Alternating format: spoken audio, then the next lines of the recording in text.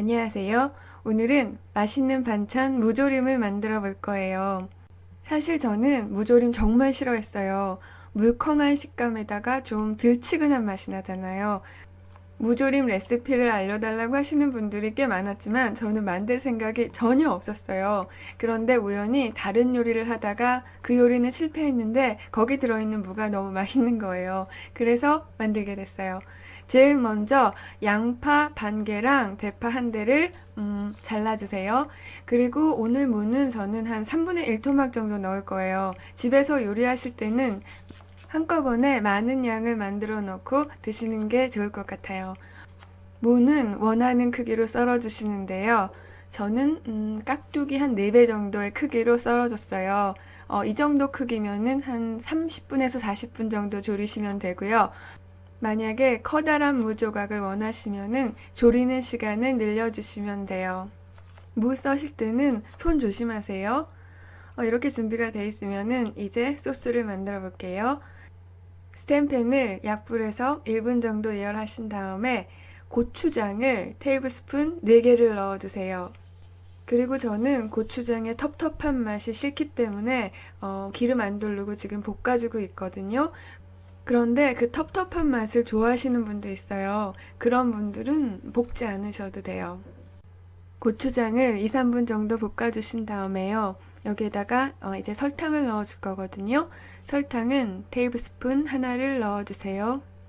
설탕을 원하지 않으시는 분은 생략하셔도 좋아요. 그런데 무는 자기보다 좀 단맛이 있어야지 그 들치근한 맛이 느껴지지 않더라고요.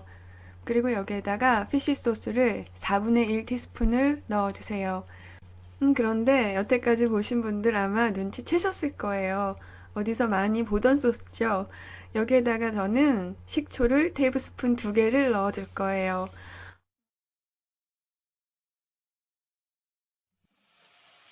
이제 확실히 아셨죠?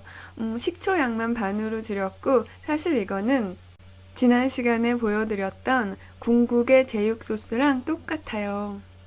제육 소스 많이 만들어 놓으신 분은 오늘 만드는 요리를 위해서는 제육 소스 3분의 2컵이랑 물을 그 2배를 넣어주시면 될 것 같아요. 오늘도 충분히 볶아서 식초의 향을 날려주세요. 그리고 여기에다가 물을 지금 1컵 부었고, 그리고 나중에 추가로 반 컵을 더 부었어요. 총 1.5컵의 물을 넣어줬어요.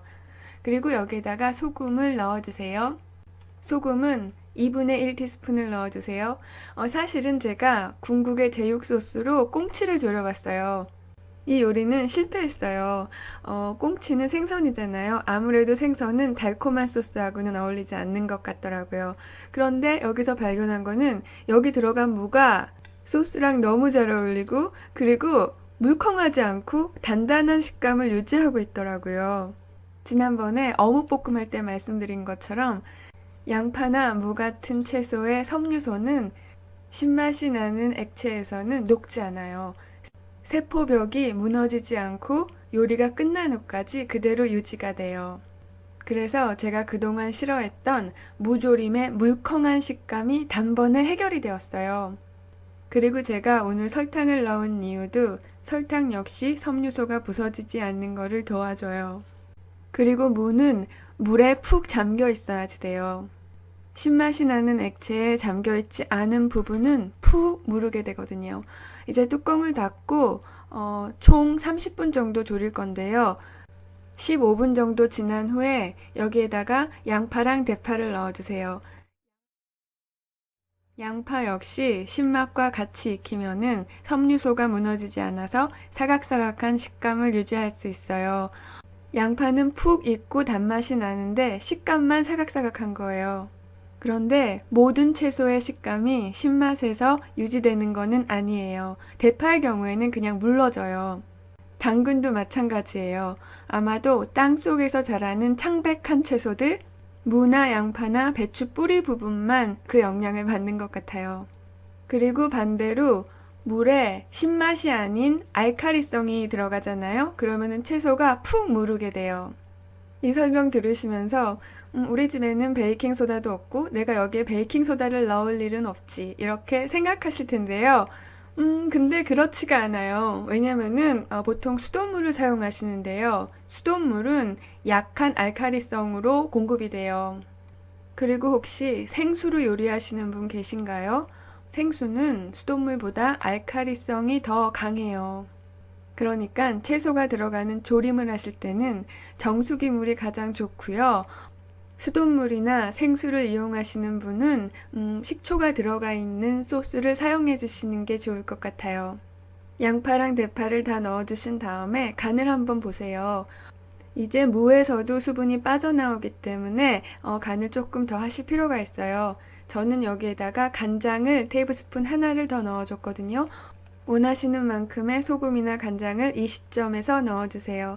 그리고 다시 뚜껑을 닫고 마저 끓여주신 다음에요. 마무리 5분 전에 다시 뚜껑을 열고 이번에는 다진 마늘이랑 대파의 초록색 부분을 넣어주세요. 다진 마늘은 테이블스푼 하나를 넣어줬어요.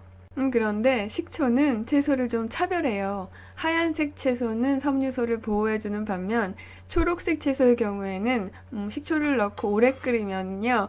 초록색이 누렇게 변해요. 그러니까 마무리하기 전에 마늘이랑 초록색 채소를 넣어주세요.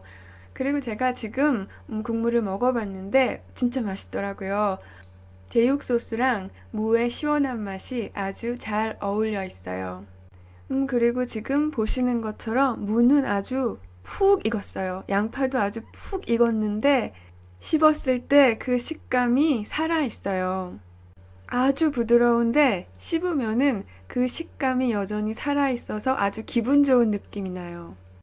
그리고 양념은 무의 깊숙한 부분까지 아주 잘 스며들어 있어요.